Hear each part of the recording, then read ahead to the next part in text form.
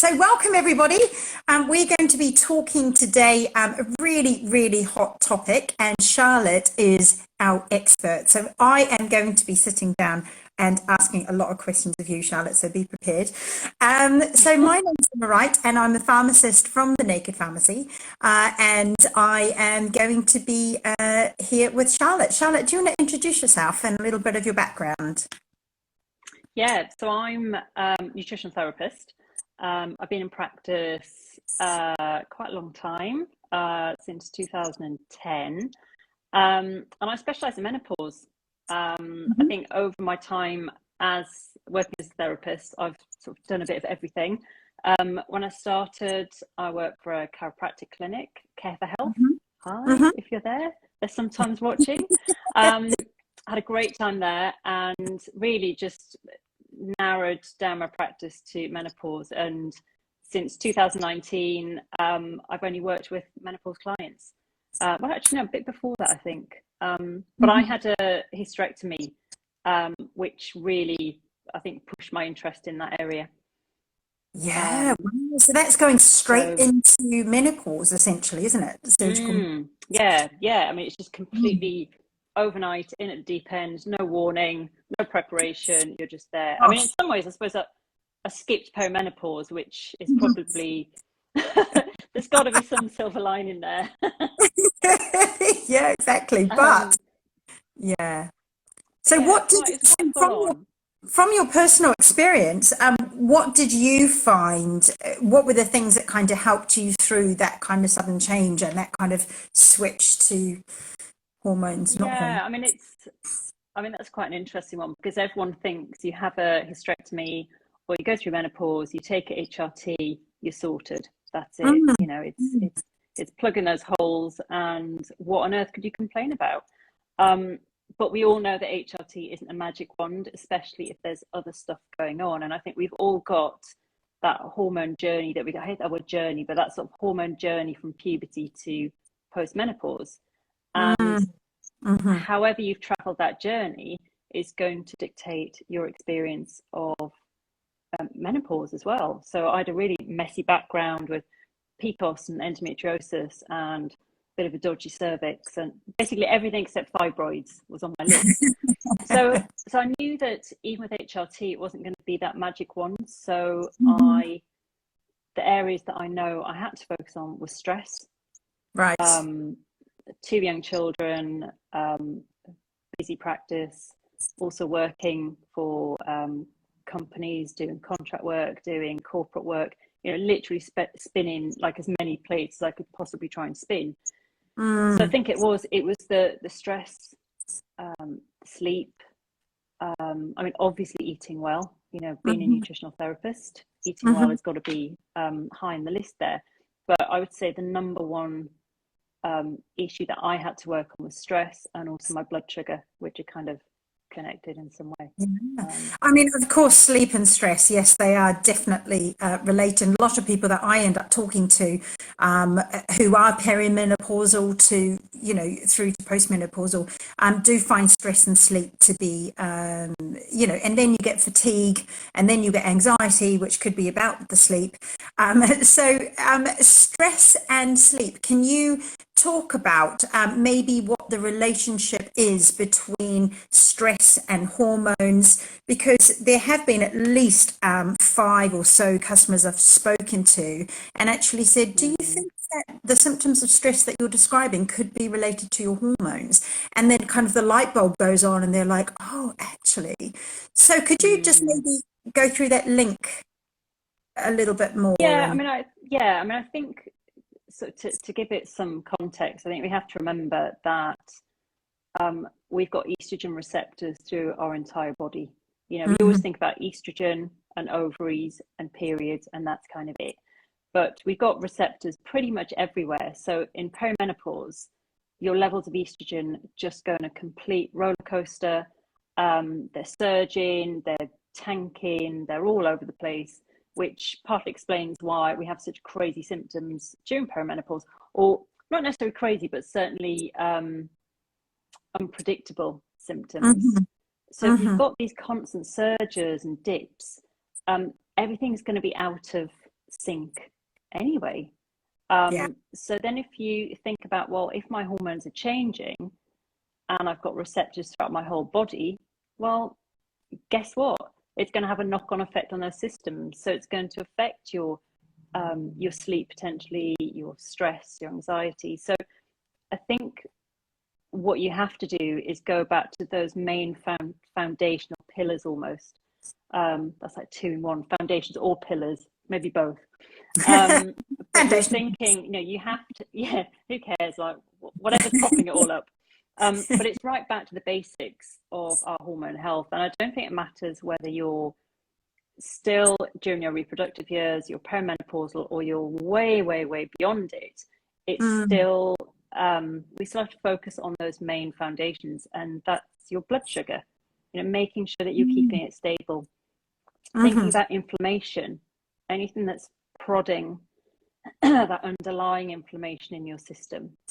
Thinking about your stress levels, you know, the stress. I think we're all under some kind of stress that you can't manage or you can't do anything about, but there's always stress that is optional.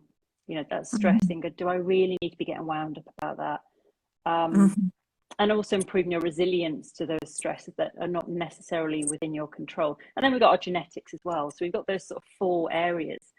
And I think it's quite difficult to pull each one out and say, well, that's the reason for sleep, or that's the reason for stress, or you know, something else entirely. It's about looking at all of those together. And I think, or I often say to practitioners when I do some training with them, it's, you know, if your hormones are upregulated or downregulated, or your hormones are doing something that you don't want them to do, whether it's too many, not enough, or they're just bouncing around, you have to come back to those foundations and go, well, okay, let me just think about it. Am I stressed? Am I looking after my blood sugar? Is there, you know, underlying inflammation or underlying conditions going on that could be making this a whole lot worse? And are there any reflections on my genetics I perhaps need to think about? But sorry. Yeah, sorry.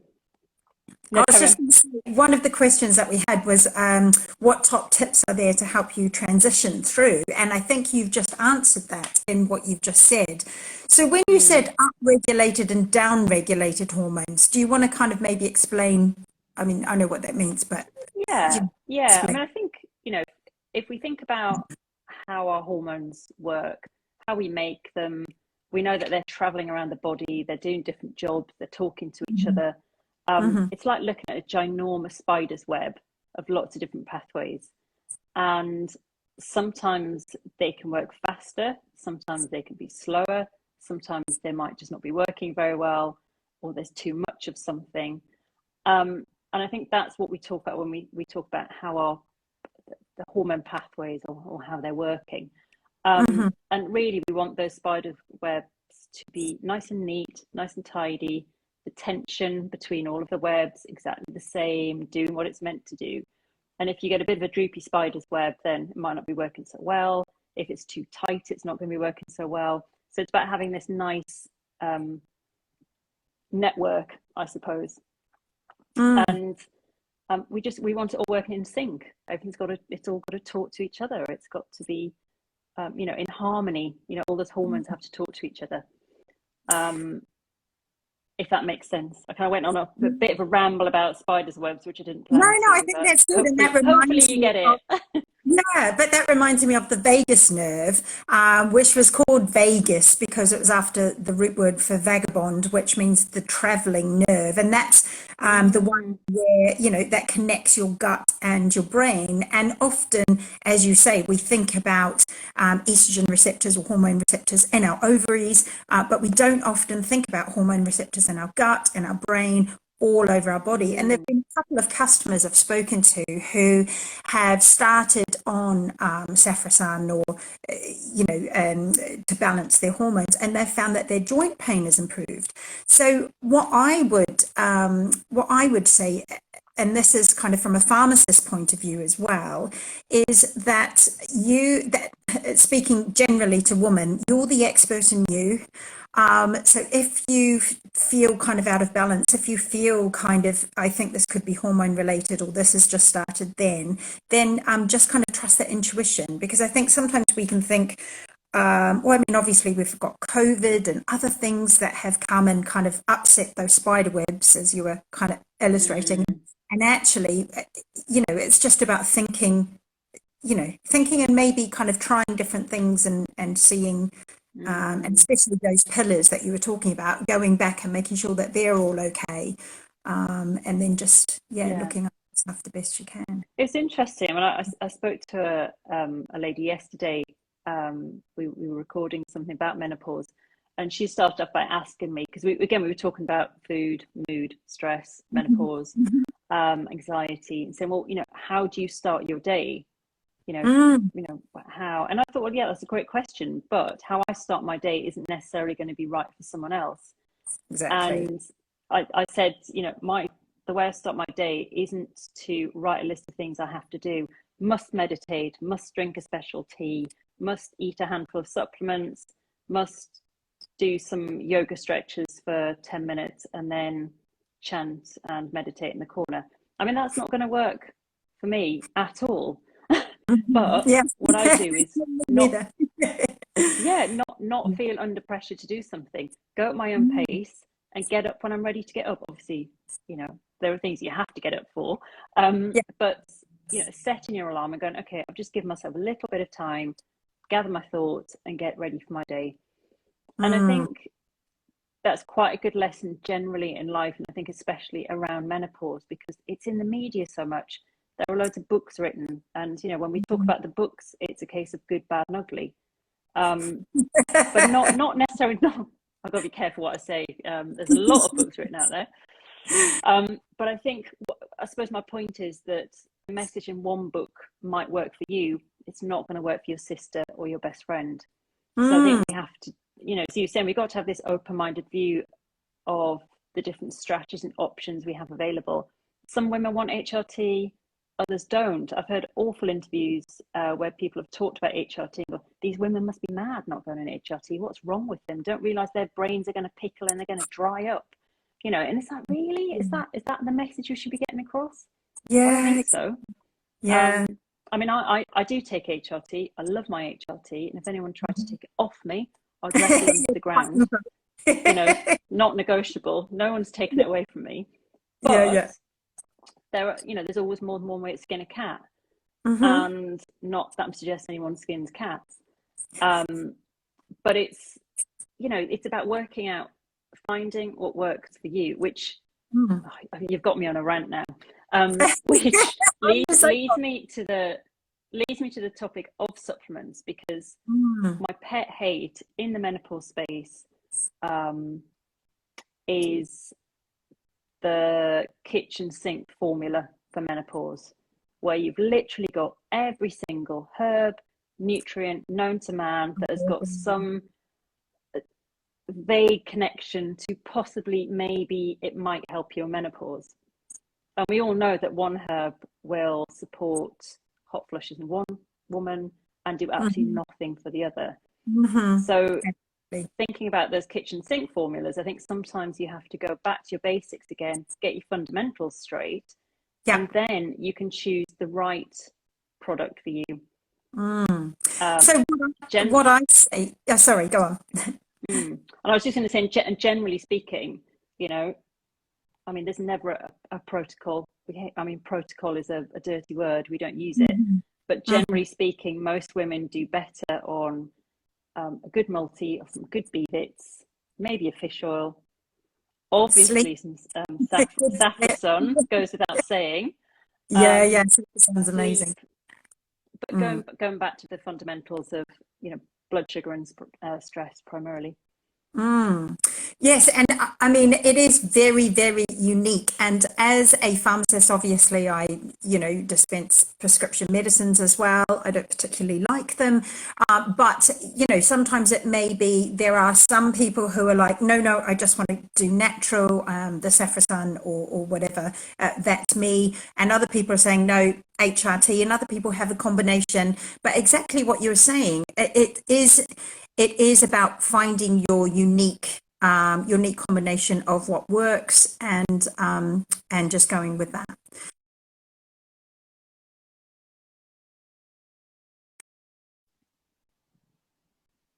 Are there any kind of other top tips to that you might be able to mention?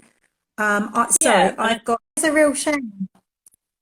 oh, oh no, what happened? Oh, anyway, I we'll just get know, into the that's good such a bit as well. shame. Apologies, everyone. Technical glitch there. We got Oh, kicked out. So glad no. you were able to join us back.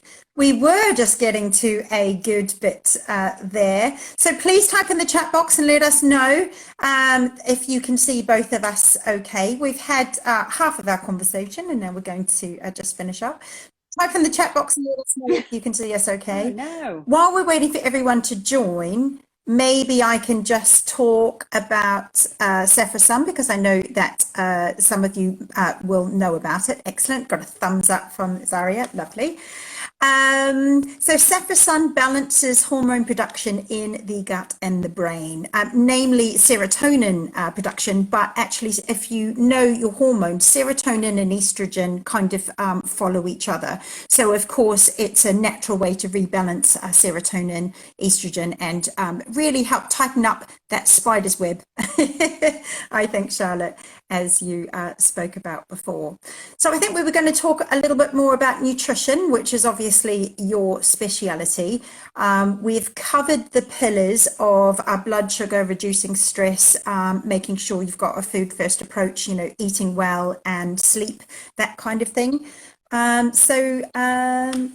Charlotte, do you want to take it next? Yeah, so I think with nutrition, you can make it very, Mhm. very complicated.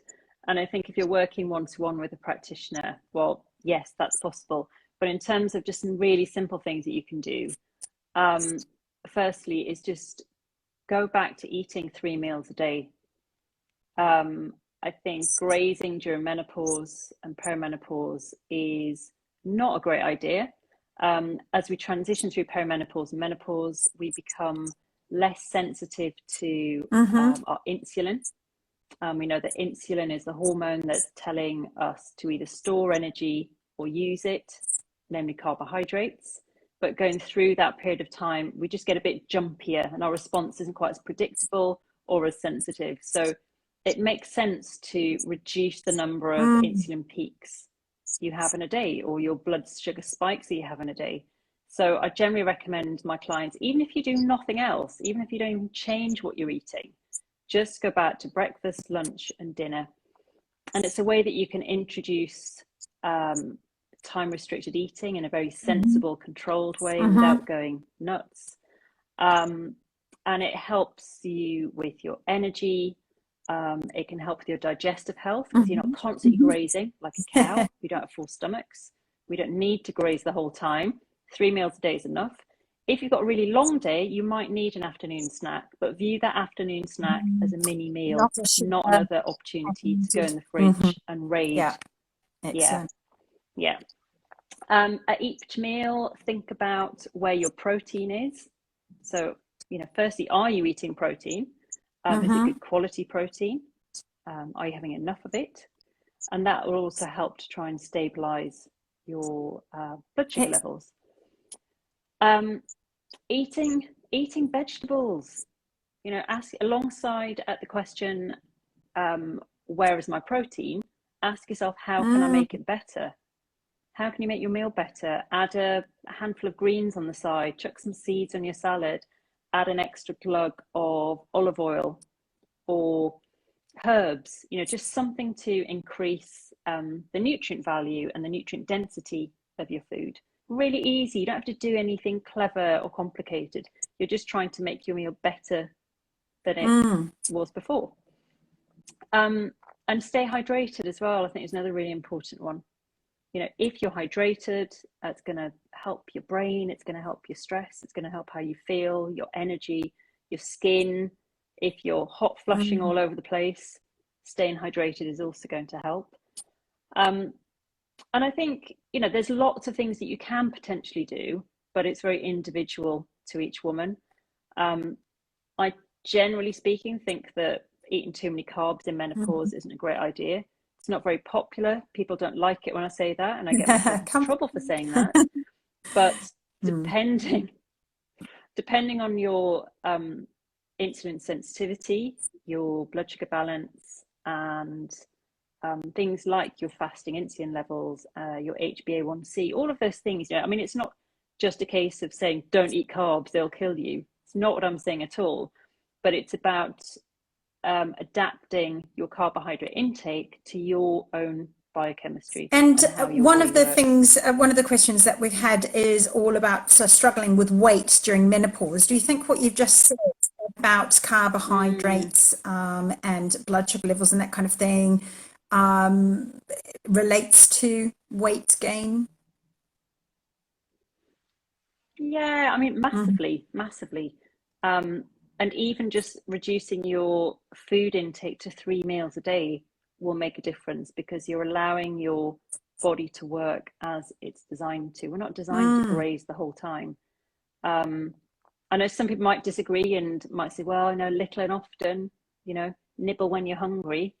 But all you're doing is just, you know, maintaining a higher blood sugar level than, you know, would be ideal. You're much better, aiming for like nice curves on that blood sugar.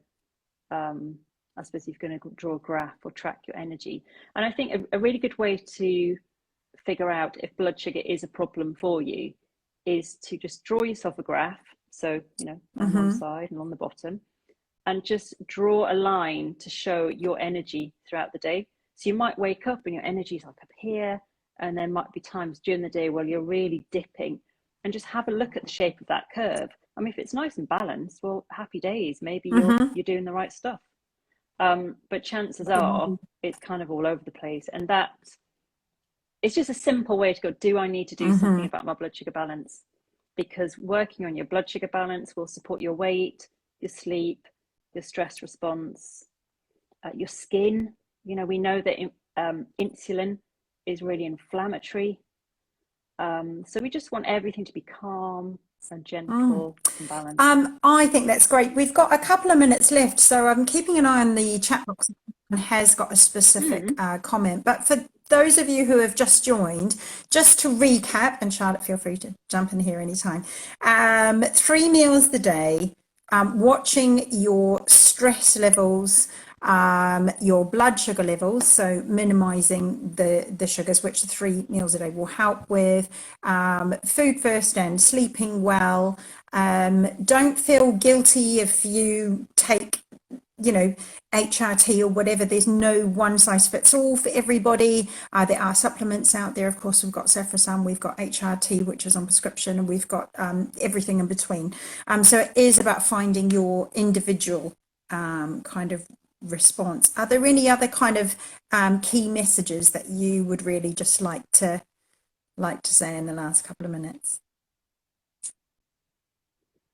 I think a lot of it is working out what's right for you, but you can't work out what's right for you until you've identified the areas that are problematic for you. So, you know, as I said, draw that diagram to figure out your energy patterns throughout the day. Perhaps keep a diary for a couple of weeks. It's going, well, when do I feel tired? You know, when am I not sleeping? What have I eaten on the days where I'm not sleeping?